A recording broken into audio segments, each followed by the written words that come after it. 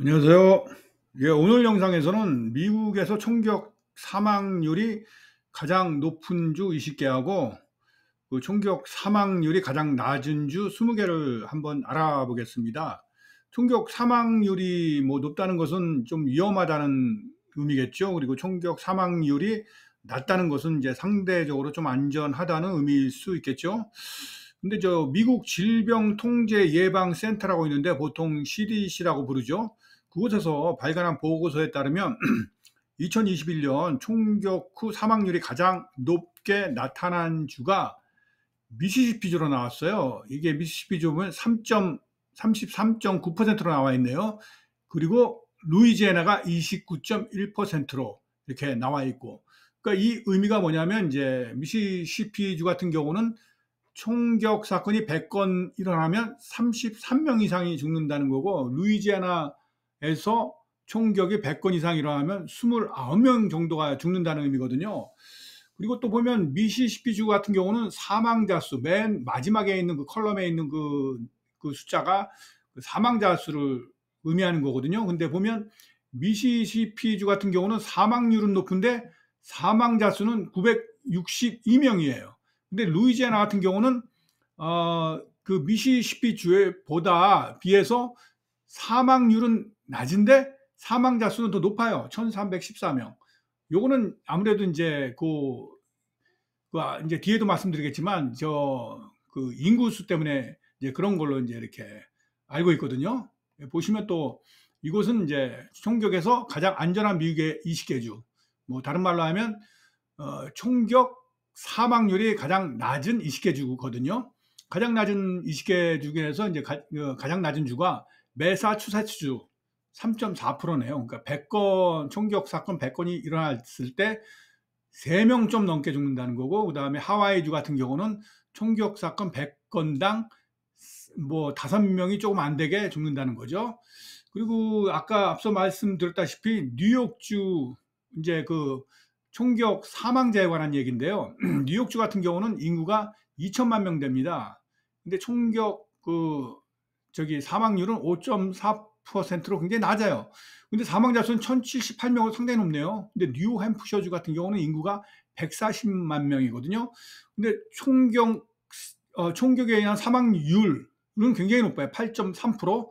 사망자 수는 123명으로 뉴욕보다는 상당히 낮아요. 이거는 왜 그러냐면 인구수가 140만 명이기 때문에 뉴욕주의 2천만 명에 비해서 낮아지는 거겠죠. 그러니까 이게 비례적으로 이제 인구 비례적으로 이제 산출을 했으니까, 그래서 인구수에 따라서 이제 사망자 수는 달라지고 이제 사망률은 어차피 이제 거기 총격 건수에 따라서 이제 산출하는 거니까 이렇게 이제 산출이 되는 거겠죠. 그리고 이제 여기 보면 이거는 이제 총격에서 가장 안전한 미국의 20개 주하고 위험한 20개 주를 이제 한꺼번에 분리하는 거군요. 한번 참고하시면 될 것 같습니다. 그리고 이게 뭐냐면 또 이제 이거는 10개 주인데, 앞서 이제 그 말씀드렸지 않습니까? 가장 그 총격 그 사망률이 높은 주 20개, 또 총격 사망률이 가장 낮은 또 20개, 40개 주잖아요. 요 10개 주인데 요거 나머지 10개 주는 뭐냐면 중간 지점에 있는 거. 그러니까 10%에서 20%를 차지하는데 요 중간 지점에 있는 10개 주를 말한 거거든요. 그 사이에 거기서 웨스트 버지니아가 그 중에 제일 좁네요. 그리고 오리건주가 제일 낮고 14.9%로 참고하시면 되겠습니다. 그리고 여기 보면 이제 또 이 지도상으로 이제 그 총격에 의한 사망률을 표시했거든요.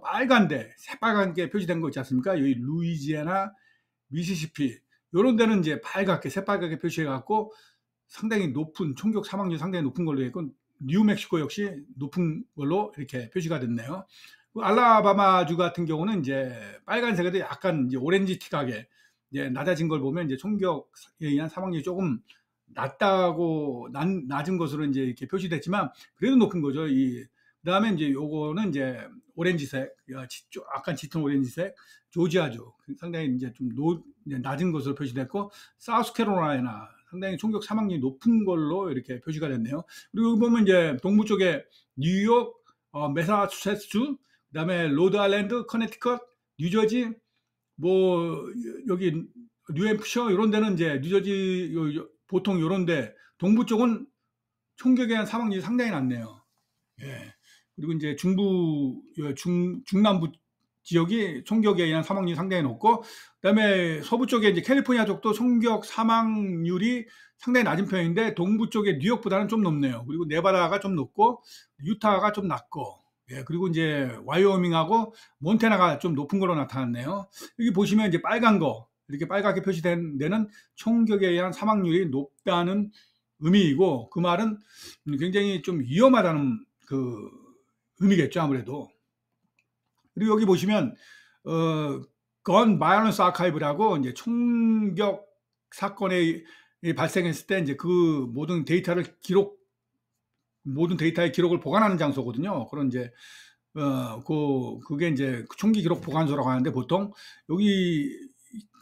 여기서 이제 그 집계한 데이터를 보면 2016년부터 2022년까지 그 총격 사건을 집계했는데, 여기서 보면 2019년까지, 그러니까 팬데믹 이전이죠. 총격에 의한 사망이 15,000건으로 이제 이렇게 유지되다가 2020년 그 팬데믹이 시작되고 나서 19,000건으로 확 뛰어요. 그리고 2021년에 더 올라가고 21,000건으로 2020년에 조금 떨어졌는데, 팬데믹 이전에 비해서는 상당히 올라간 거죠.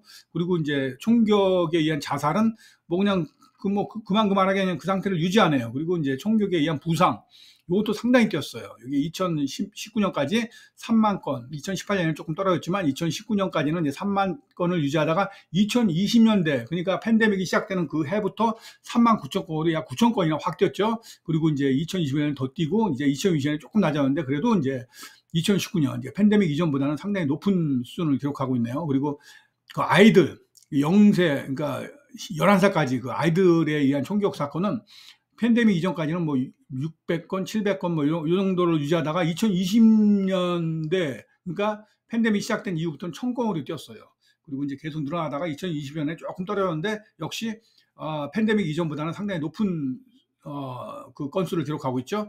그 10대, 12살에서 17살 사이에 의해 발생한 총격 건수 역시 좀 늘어났어요. 2019년까지는 3,000건, 2018년에 조금 줄어들었는데 2019년까지는 보통 3,000건을 유지하다가 2020년 팬데믹이 유지하는 어떤 그 시기부터 4,000건으로 확 뛰었어요. 또 역시. 그리고 이건 계속 늘어나네요. 2020년에 4,645건 늘어나고 2020년에는 5,000건으로 이제 또 늘어나겠네요. 이게 10대에 의한 총격 사건이 계속 늘어나고 있어요. 그다음에 이제 매스 슈팅은 이제 저거죠. 무차별 총격이죠.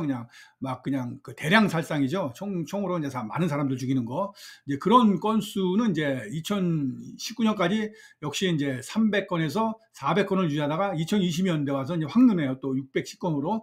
그리고 이거 좀 2021년에 더 늘다가 2022년도에 좀 줄었는데, 이 역시 이제 2019년, 그러니까 팬데믹 이전보다 훨씬 높은 수치를 기록하고 있네요. 머더 수어사이드, 뭐 이거는 이제 상대방을 죽이고 이제 본인도 자살하는 어떤 그런 형태거든요. 뭐 한국에서 왕왕 그 경제가 어렵고 가정이 이제 좀 어려워지면 그 가장이 참 안타깝지만 그 가족들을 죽이고 자신도 죽는 어떤 그런 형태의 이제 자살을 이제 머더 수어사이드로 하거든요. 그것도 이제 여기 549건 뭐 이렇게 하다가 뭐 그거는 그렇게 늘어나지 않고 오히려 줄어든 경향이 있는데, 2020년에는 좀 많이 늘어났네요. 그래서 뭐 그거는 그렇게 크게 변동은 없지만 뭐 좀 약간 2020년에 좀 늘어난 형태를 보이고, 그다음 디펜시브 유스는 이제 방어 목적으로 이제 총을 발사한 거겠죠. 2019년까지 뭐 이렇게 1,600건, 1,800건, 2,000건을 넘어섰는데, 이건 오히려 줄었네요. 도리어 뭐 집을 안 나가서 그냥 방어할 일이 없어서 그런지 몰라도 팬데믹 기간에는 그렇게 이제 또 더욱 줄어들었어요. 이전보다. 인텐셔널 슈팅은 이제 오발 사고죠. 이제 실수로 이제 총을 잘못 발사한 거. 요거는 뭐 보통 이제 뭐 그렇게 똑같지는 않지만 조금 뭐 내려가기도 하고 올라가기도 하고, 뭐 2,000건을 유지하고, 그다음에 올해 2022년인데 작년에는 이제 1,626건으로 뭐 상대적으로 좀 그렇게 좀 낮은 수치를 보였네요. 예, 이렇게 보면 이제 그 총격 사건이 팬데믹 이전보다는 확실히 늘어나는 어떤 수치를 볼 수 있잖아요. 그래서 이제 총기 문제가 미국에서 굉장히 큰 문제로 지금 대두되고 있어요. 그래서 정치권에서 이 문제를 어떻게 해결할지 모르겠는데, 민주당 쪽에서는 이제 총기 판매, 그 총기 구매자에 대해서 그 신분을 확실히 이제 안 다음에 그걸 판매하는 어떤 방안을 강구하자, 뭐 이렇게 계속 이제 압박을 가하고 있는데, 공화당 쪽에서는 굉장히 소극적이에요. 그런 문제에 대해서 굉장히 NRA라고 있거든요. 내셔널 리플 어소시에이션이라고 하는데, 그 사람들이 파워가 세서 그런지 그 사람들 눈치를 보는지 뭐 그래서 그런지 모르겠지만, 공화당 쪽에서는 총기 문제에 대해서는 굉장히 미온적으로 대처하고 있어요. 이 이유는 모르겠는데 뭐 그래서 이제 총기 문제에 관해서는 굉장히 엄격하게 그거를 다루어야 되는데 아직 미국에서는 총기 문제에 대해서는 굉장히 좀 소극적인 보수 진영에서 좀 소극적인 대처를 하고 있으니까 이 문제가 어떻게 해결될지 또는 어떻게 발전될지는 모르겠습니다. 지금 현재는 상당히 문제 있는 쪽으로 계속 보시다시피 팬데믹 이후에 계속 총격 사건이 늘어나고 있잖아요. 그래서 이제 걱정이 되는데 하여간 잘 해결되기를 좀 바라고 있습니다. 근데 그러니까 그래서 이제 이게 잘 해결됐으면 좋겠다는 마음에서 한번 이렇게 영상을 올려봤고, 오늘은 이제 미국의 심각한 총격 사건 발생 현황에 대해서 이렇게 알아봤습니다. 다음 영상에서 또 다른 영상으로 찾아뵙겠습니다. 영상이 도움이 되셨다면 좋아요와 구독 그리고 알람 설정 부탁드립니다. 안녕히 계세요.